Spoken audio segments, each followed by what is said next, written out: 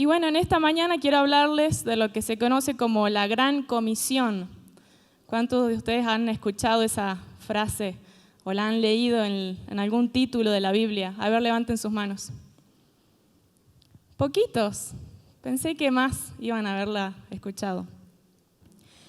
Así es. Y bueno, la razón por la que les digo que a veces me da temor de hablar de esto a la iglesia es porque las veces que lo he hecho ha habido bastante resistencia y hasta incluso un poco de,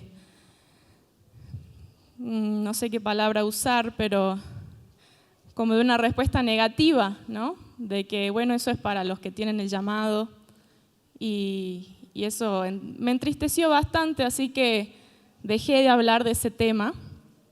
Pero bueno, para empezar ya en el tema vamos a leer en el libro de Mateo, capítulo 28, del 16 al 20.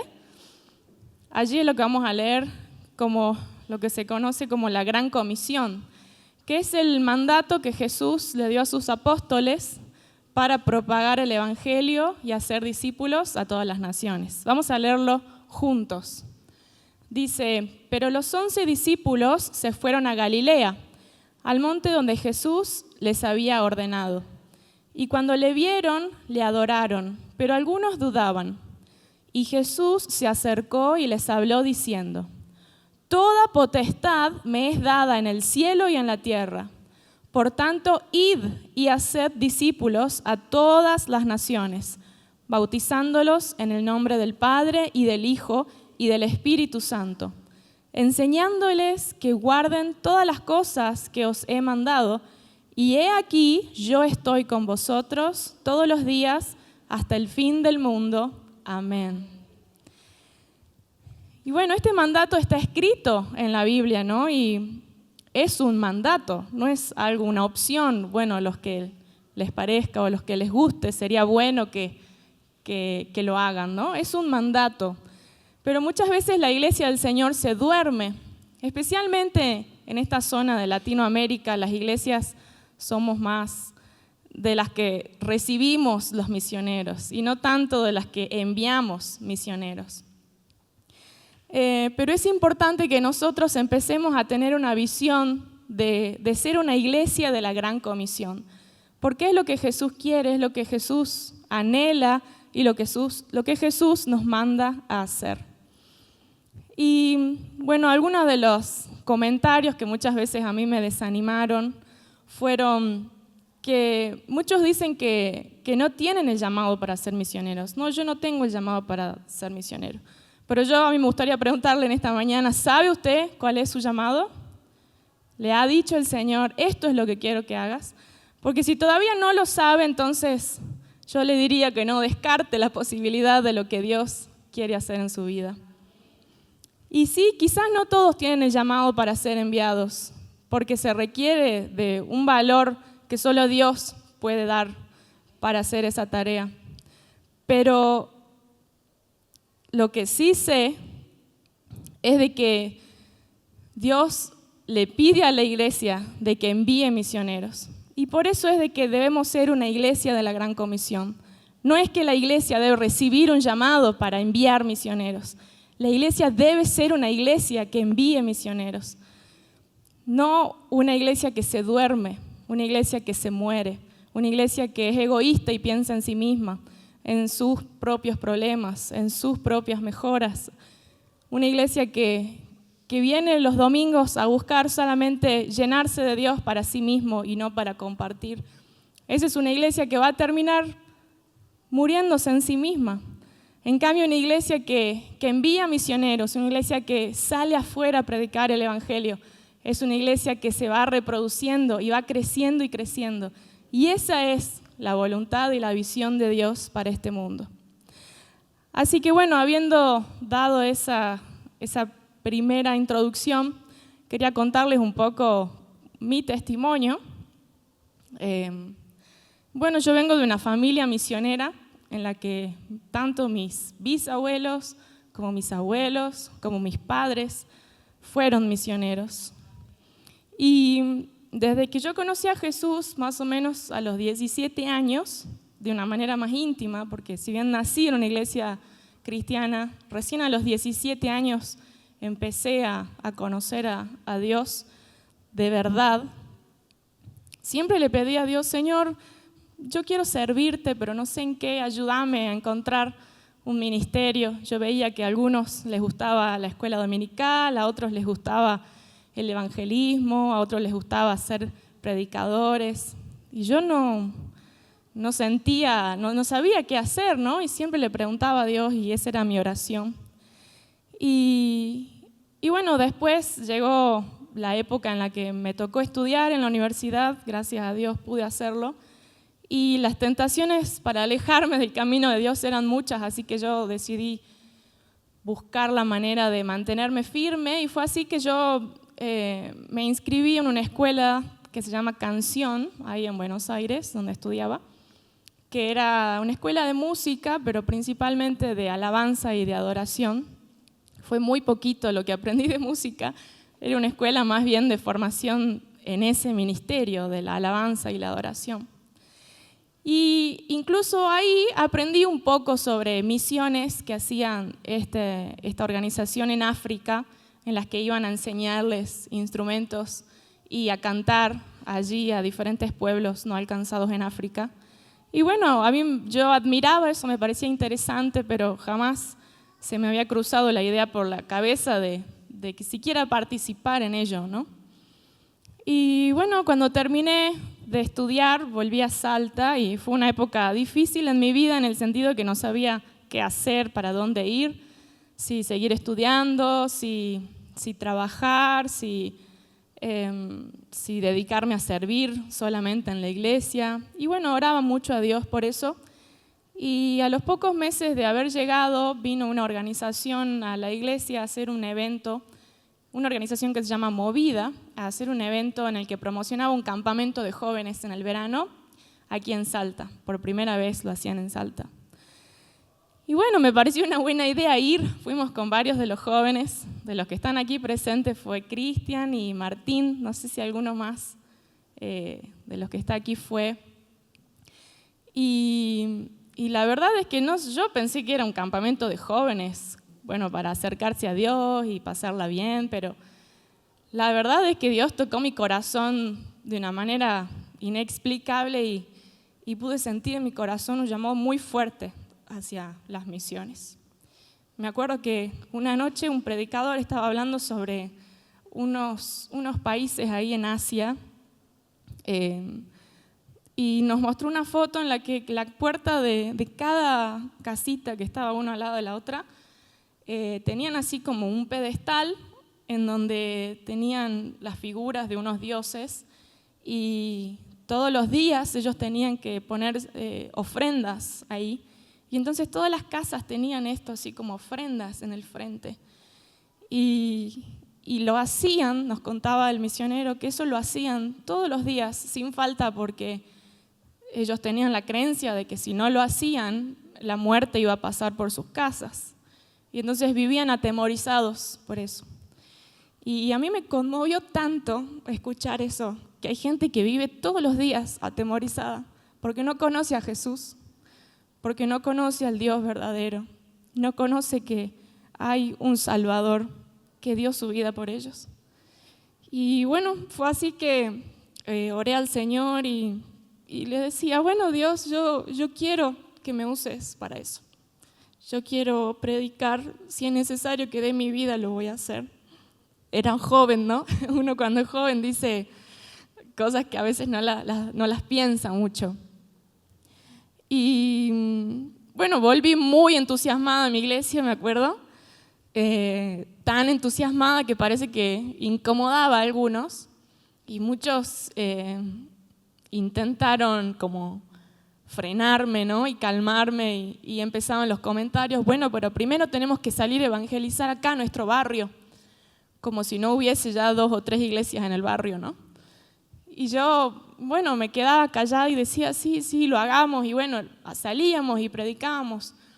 Y después en las reuniones de oración yo proponía, bueno, oremos por este pueblo que ya no tiene nación porque por la guerra han tenido que huir Y fue esa época en la que hubo una gran oleada de refugiados en Europa, al punto que Europa ya cerraba las fronteras y las personas morían ahogadas en el mar porque no las dejaban pisar el suelo. Y me acuerdo que yo escuchaba todas esas noticias y le decía a la iglesia, oremos para que las naciones esas abran las puertas, para que las iglesias abran las puertas, para que ocurra un milagro. Y así como los misioneros no están yendo y están viniendo el campo que tiene que ser predicado, que abran las puertas, que le abran las puertas. Y bueno, en ese entonces habían unas 2 o 3 personas que no estaban muy de acuerdo con eso y ni siquiera querían que oremos en las reuniones de oración por este tema. Y así fue como me desanimé muchísimo y bueno, me quedé callada y ya no volví a hablar sobre el tema.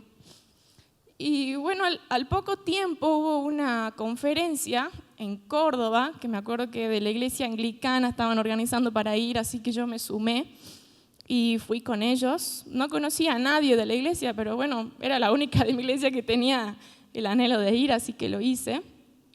Y allí tuve contacto con un mundo que yo desconocía. Ustedes no tienen idea de la cantidad de organizaciones misioneras que existen en Argentina y la cantidad de escuelas que hay para prepararse sobre este tema. Y allí también pude escuchar el testimonio de muchísimos misioneros que habían ido a China, a Corea, que habían ido a Rusia, a África.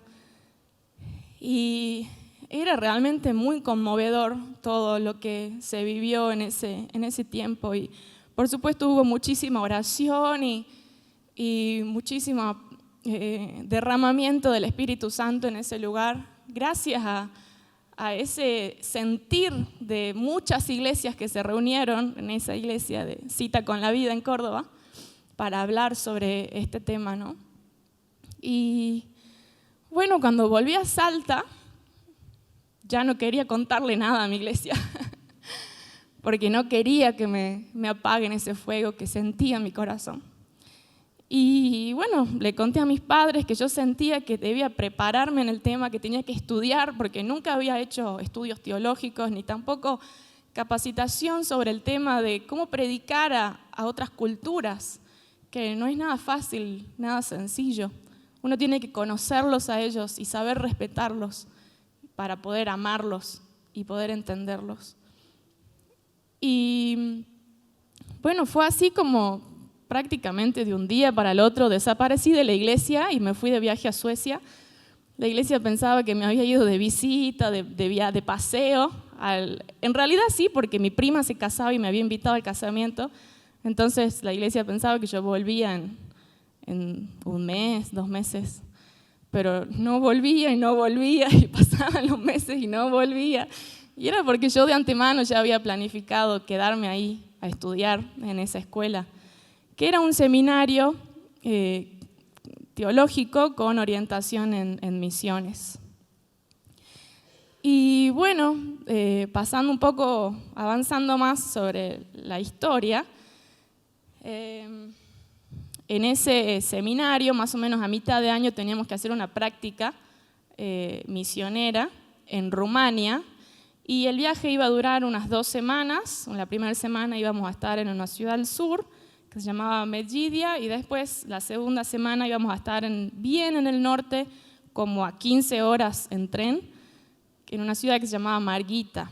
Y la ciudad del sur predicaba mucho a las familias musulmanas y a los refugiados.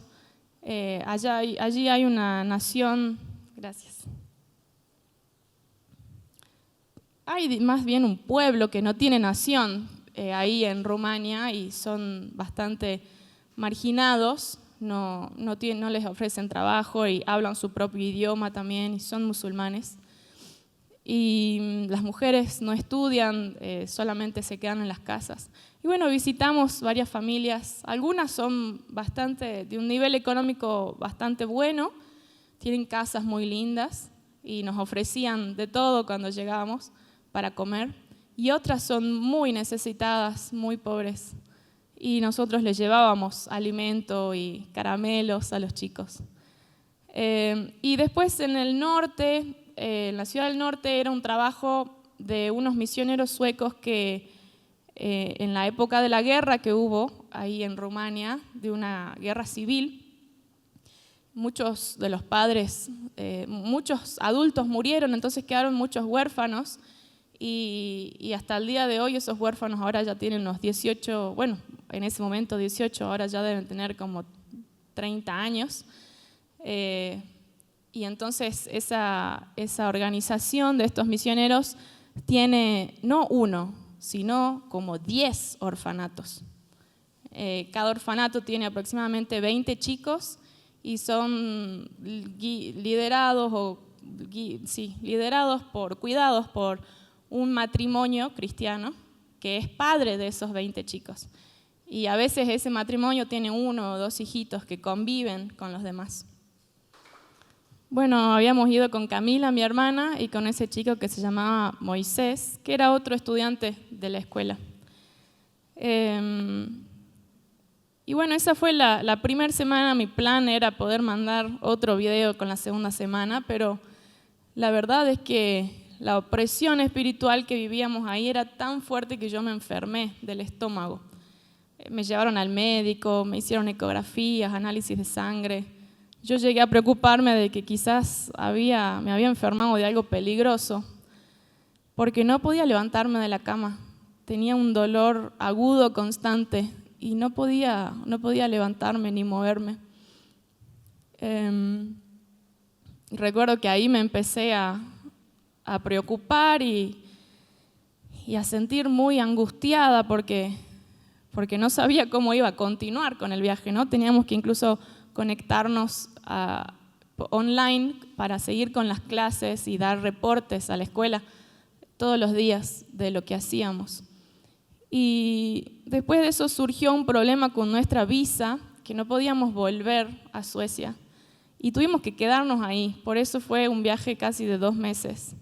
Y cuando este chico Moisés se fue y ya teníamos que seguir las clases online con la escuela y seguíamos participando de las misiones, seguíamos visitando los barrios musulmanes, seguíamos participando de actividades con los chicos del orfanato.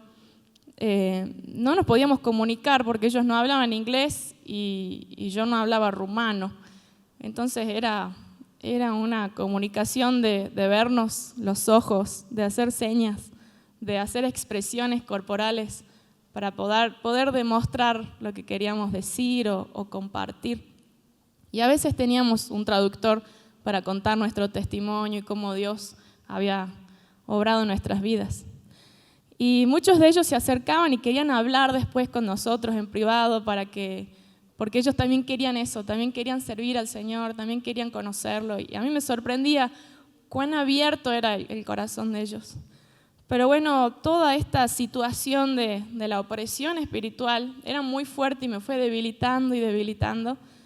Y recuerdo que una vez escuché muy clarito cuando entrábamos a uno de los barrios una voz así demoníaca, ¿no? que me dijo: no vas a entrar en este territorio a predicar, porque aquí el rey soy yo, no es Jesús. Me acuerdo que me golpeó tan fuerte eso que me desanimó bastante. Y bueno, con todo lo que les cuento que sucedía en ese momento, yo empecé a debilitarme física y emocional y espiritualmente, y a un punto de que ya en un momento yo daba todo por perdido porque decía: no podemos volver a Suecia, vamos a pasar acá Navidad y Año Nuevo solas con Camila. ¿Quién sabe cuándo vamos a poder volver a Argentina o a dónde tendremos que ir para poder volver?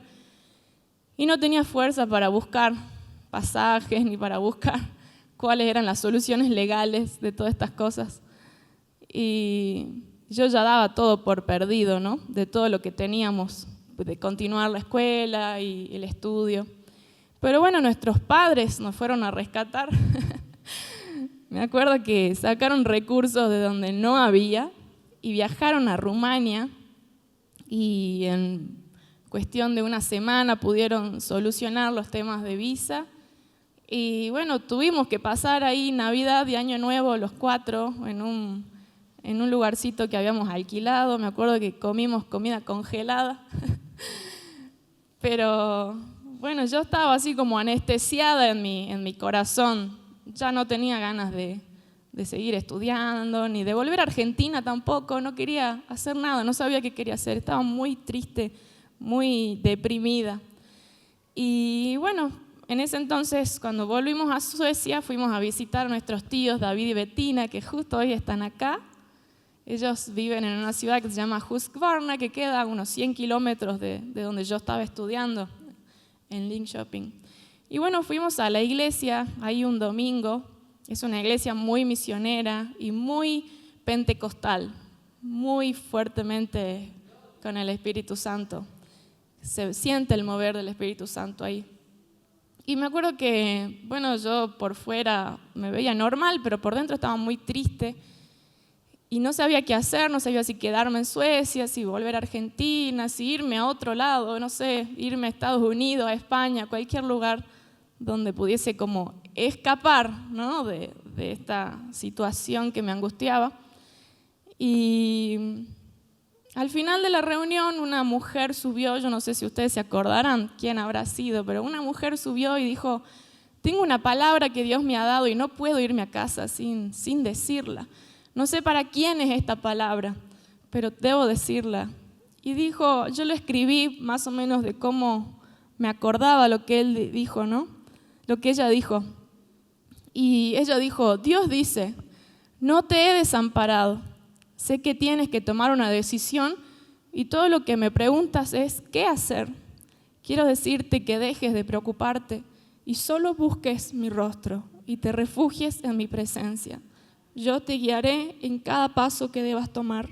Confía en mí. Y cuando escuché estas palabras me quebré en llanto y un calor me abrazó y empezó como a sanar mi corazón. Y en esta mañana quiero compartirles que en mi corazón está ese deseo de las misiones. Y así como mi papá el domingo pasado les pedía perdón por no haberles compartido sus cargas, yo hoy les pido perdón por no haberles compartido mi carga sobre esto, sobre las misiones. Hay una frase para tomar conciencia, hay una frase de aliento que me gustaría compartírselas. Las dijeron otras personas. Dice, hablamos de la segunda venida, pero la mitad del mundo nunca ha oído hablar de la primera. El Espíritu de Cristo es el espíritu de las misiones. Cuanto más nos acercamos a Él, más intensamente misioneros nos volvemos. La iglesia en la que estamos hoy no existiría sin los misioneros que arriesgaron sus vidas por predicar el Evangelio en nuestra nación. Y después quiero compartirles en el libro de Romanos, capítulo 10, versículos 14 y 15. Dice, ¿cómo pues invocarán a aquel en el cual no han creído? ¿Y cómo creerán en aquel de quien no han oído? ¿Y cómo oirán sin haber quien les predique? ¿Y cómo predicarán si no fueren enviados? Como está escrito, cuán hermosos son los pies de los que anuncian la paz, de los que anuncian las buenas nuevas. Dios tiene una recompensa para aquellos que cumplen ese mandato que Él ha dado, de salir y predicar. Y por eso es mi deseo que seamos una iglesia de la Gran Comisión. Debemos ser una iglesia de la Gran Comisión, porque si no vamos a morirnos. Si ustedes leen, vamos a ir ahora a Apocalipsis, capítulo 3, versículos 7 al 8. Es el mensaje a la iglesia de Filadelfia. Si ustedes leen en sus casas el mensaje a las 7 iglesias, en Apocalipsis está desde el capítulo 2 al 3, van a notar que la iglesia de Filadelfia era una de las pocas que agradaba al Señor, al igual que la iglesia de Esmirna, y que no tenía ninguna palabra de corrección ni de crítica contra la iglesia de Filadelfia. Vamos a leer lo que dice.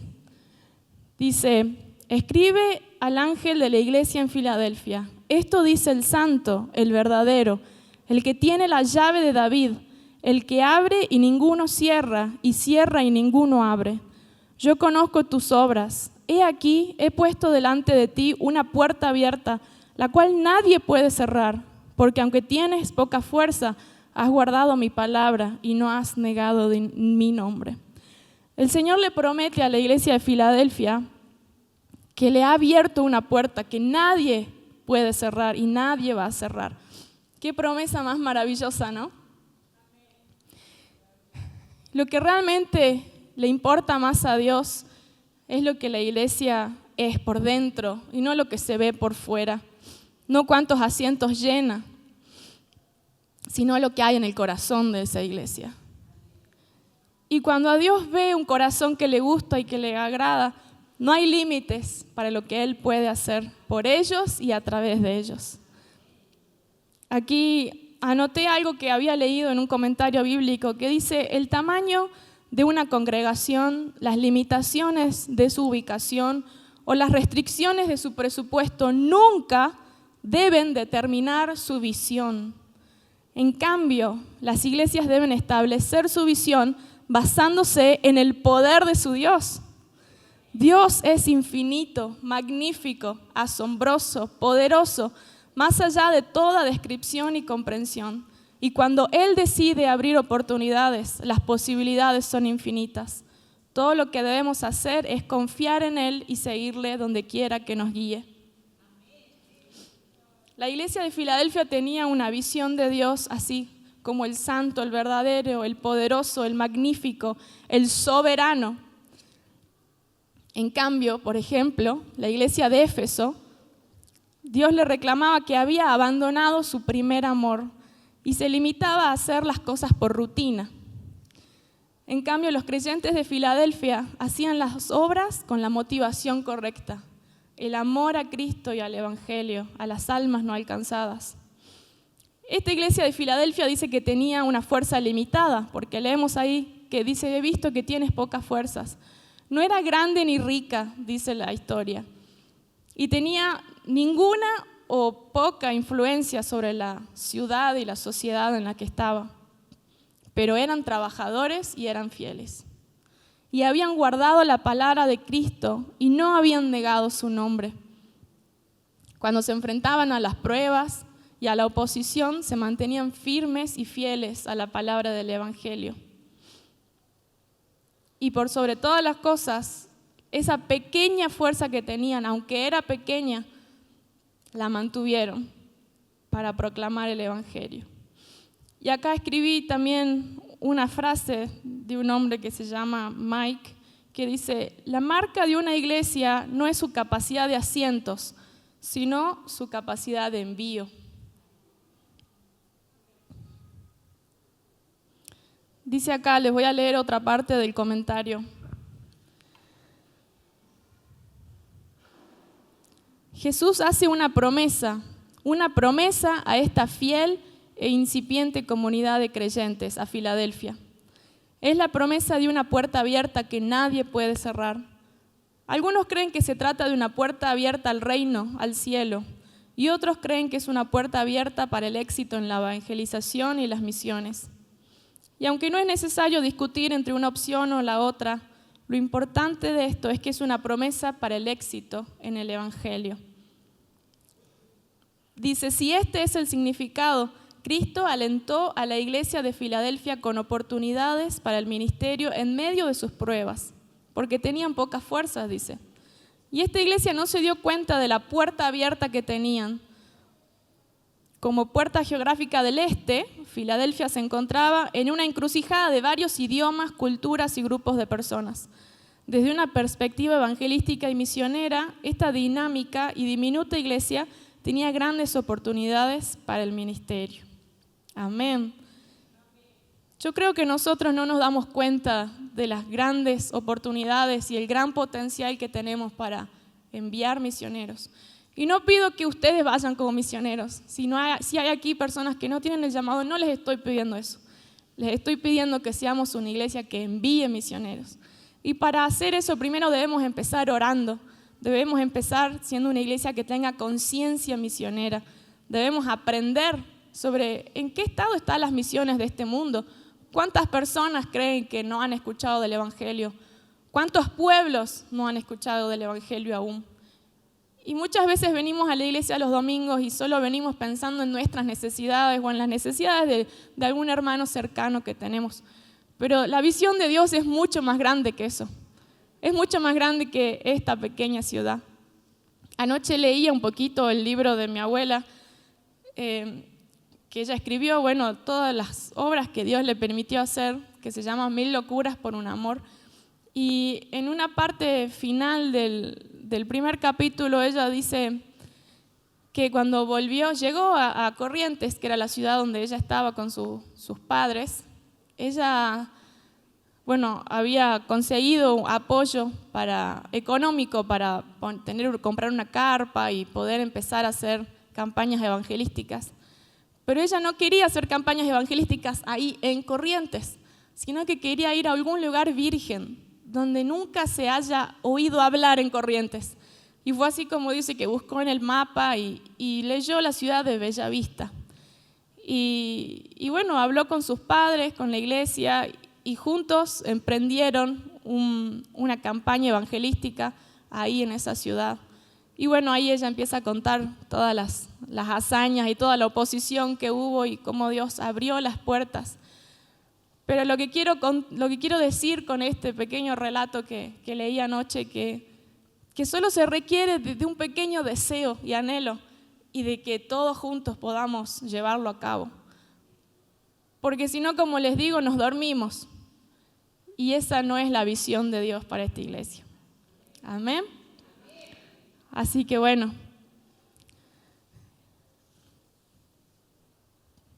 No sé si Billy querés decir algo o vos sos muy bueno haciendo cierres y orando por este tema también.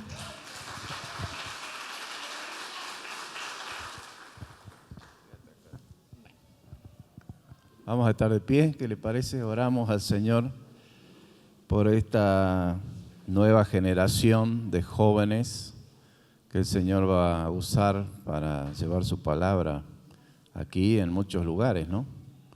Yo creo en eso, que Dios va a levantar en realidad ya han nacido esas personas, solamente que hay que prepararlas y enviarlas en el nombre del Señor.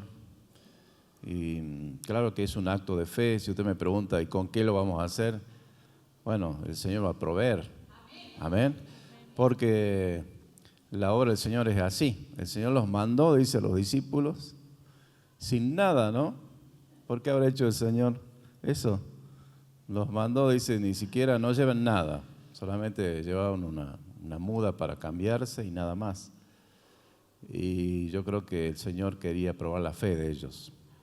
Y la entrega también, porque a veces uno, claro, es fácil hacer cosas con dinero, pero cuando uno confía en el Señor plenamente, la verdad que yo puedo decir eso, que hemos hecho cosas que si hubiese sido por la parte contable, habríamos dicho, no lo podemos hacer, porque no tenemos con qué hacerlo. Pero el Señor nos ha dado la fuerza, la fe para dar esos pasos, porque la fe es un don de Dios, no es nuestra fe. Dice la palabra que la fe es un don de Dios, y cuando Dios da ese don, ese regalo de la fe, es que uno puede dar esos pasos que decir, pero es demasiado grande ese proyecto, ¿cómo lo vas a hacer? No tenés los recursos para hacerlo. Y no los tenemos, pero tenemos fe, que es mucho mejor que el dinero, que todas las cosas que uno pueda confiar, ¿no? Que los carros, como decía, que los carros del faraón, ¿no? No es con ejército, no es con espada, sino con tu Santo Espíritu. Amén.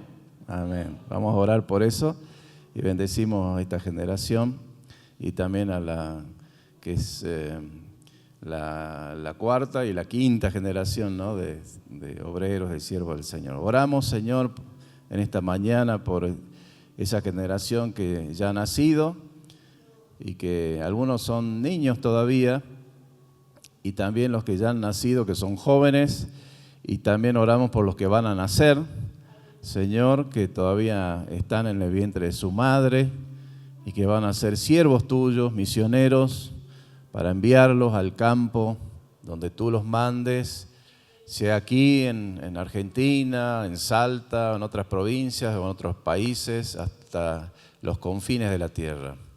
Bendícenos, Señor, con fe, para creer que los recursos, que también las fuerzas, la salud, nos va a acompañar para poder hacer la obra, y también los obreros que necesitamos para hacer la obra. Bendícenos con esas tres cosas, Señor, la fe que promueve y genera los recursos por fe, la salud, la fuerza y también los obreros.